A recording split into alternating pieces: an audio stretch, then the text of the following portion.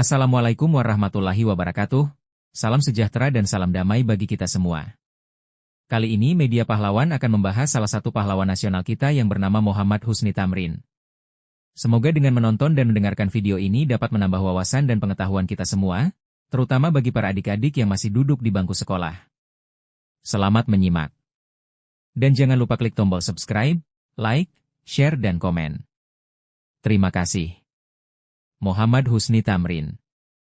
Negarawan. Kemerdekaan adalah dambaan rakyat Indonesia setelah berabad-abad terkungkung dalam cengkeraman penjajah. Berbagai cara telah dicoba untuk meraih cita-cita bangsa itu. Pada 15 Juli 1936, Sutarjo Kartohadikusumo yang menjabat Ketua Persatuan Pegawai Bestur, Pamengpraja, Bumiputra sekaligus anggota Volksraad, Dewan Rakyat, menyampaikan petisi, kemudian dikenal dengan sebutan Petisi Sutarjo, yang menuntut pemerintah Belanda memberikan pemerintahan sendiri kepada Indonesia secara berangsur-angsur selama 10 tahun. Belanda tentu saja menolak tuntutan itu. Mereka menganggap bangsa Indonesia belum mampu menyelenggarakan pemerintahan sendiri. Kegagalan petisi Sutarjo membuat salah seorang anggota Volksraad lainnya memikirkan cara lain agar bangsanya dapat segera terlepas dari penjajahan Belanda. Salah satu cara untuk itu adalah dibebaskannya rakyat Indonesia mempunyai parlemennya sendiri. Anggota Volksraad itu pun mengajukan tuntutan agar Indonesia berparlemen. Pemerintah kolonial Belanda memperhatikan tuntutan tersebut dengan membentuk Komisi Visman. Sang pencetus ide Indonesia berparlemen dan sangat gigih memperjuangkan penggantian istilah Nederlands-Indi dengan nama Indonesia itu adalah Muhammad Husni Tamrin. Muhammad Husni Tamrin merupakan salah satu tokoh Betawi, dilahirkan di daerah Sawah Besar, Batavia, Jakarta, pada 16 Februari 1894. Ayahnya seorang wedana bernama Tamrin. Ibunya bernama Nurhamah. Muhammad Husni Tamrin dikenal cerdas, berpandangan luas, dan menonjol sikap kepemimpinannya. Pendidikan formal yang dilaluinya adalah sekolah tingkat dasar di Mangga II, Batavia, 1901, kemudian pindah ke sekolah Bijbelschol di Pintu Besar, Batavia, 1901, Institut Bosch hingga selesai pada 1906. Ia kemudian melanjutkan pendidikannya ke HBS, Hollandsberger School. Pada tahun 1910 Muhammad Husni Tamrin bekerja di kantor kepatihan sebagai tenaga magang. Prestasi kerjanya yang baik membuatnya dipindahkan ke kantor karesidenan.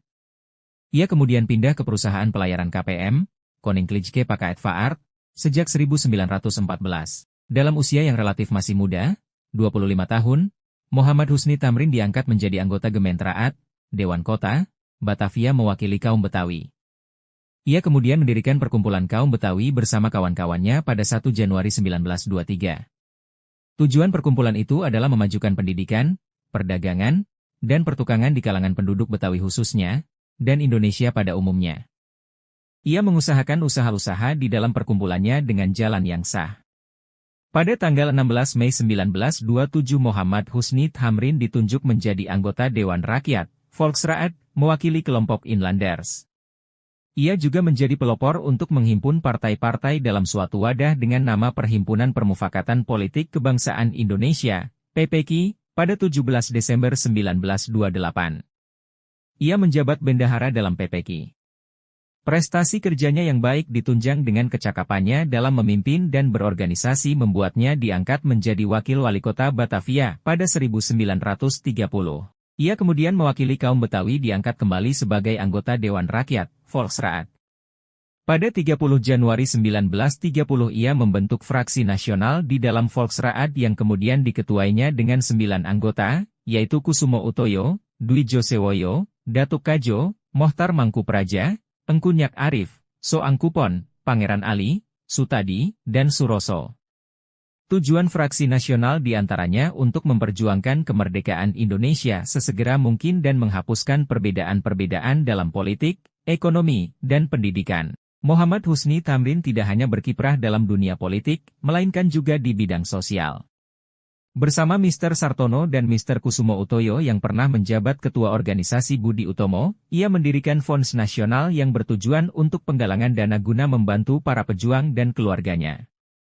Pada tahun 1932, ia juga mendirikan VIA, Vereniging van Indonesische Academic, dengan tujuan membina serta menghimpun kaum terpelajar dan para sarjana. Tamrin kemudian bergabung dengan Partai Indonesia Raya, Parindra, yang merupakan fusi dari Budi Utomo dan Persatuan Bangsa Indonesia, PB, dengan menjabat sebagai Ketua Departemen Politik, ia pun menjadi anggota Dewan Rakyat, Volksraad, mewakili Parindra pada tahun 1935.